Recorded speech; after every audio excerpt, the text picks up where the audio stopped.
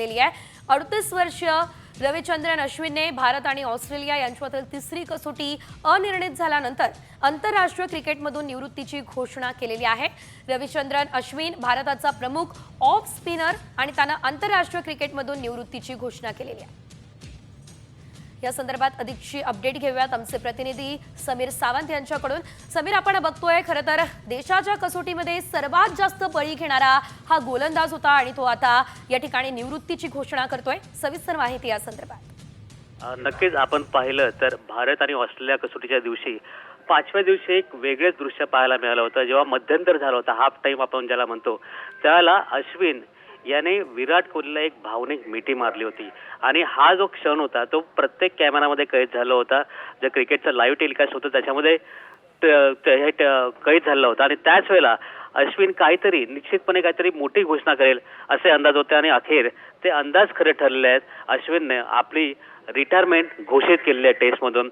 ऑस्ट्रेलियाचा जो बॉलर होता नॅथन लिओन, त्याच्यासोबत सुद्धा तो वेळ घालवताना दिसला होता आणि त्याच वेळेला जेव्हा मॅच सुरू होती त्यावेळेला आपले माजी क्रिकेटर जे आहेत सुनील गावस्कर यांनी देखील अश्विनच्या निवृत्तीची पुष्टी केली होती। मग त्याचं भाग्यच वर्तवलं होतं आणि अखेर अश्विनने रिटायरमेंट घेतली। आपण बघितलं तर अश्विन हा आपला सर्वाधिक कसोटी विकेट घेणारा गोलंदाज आहे। म्हणजे 537 विकेट्स अश्विन जो आहे तो अनिल कुंबळेच्याही पुढे आहे। 13 वर्षांची कारकीर्द आहे अश्विनची आणि आपण पाहिलं तर वन डे, T20 ह्या प्रत्येक गोष्टीमध्ये त्याने आपला ठसा उमटवलाय।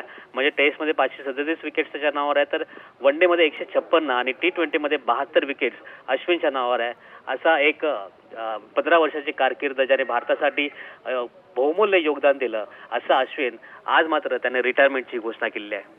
निश्चितच धन्यवाद तुम्ही दिलेल्या सर्व सविस्तर अपडेटसाठी। तर अश्विनच्या नावावरती टेस्टमध्ये 537 विकेट्स घेण्याचा या ठिकाणी विक्रम आहे। मात्र आता आर अश्विनने क्रिकेटमधून निवृत्तीची घोषणा केली आहे।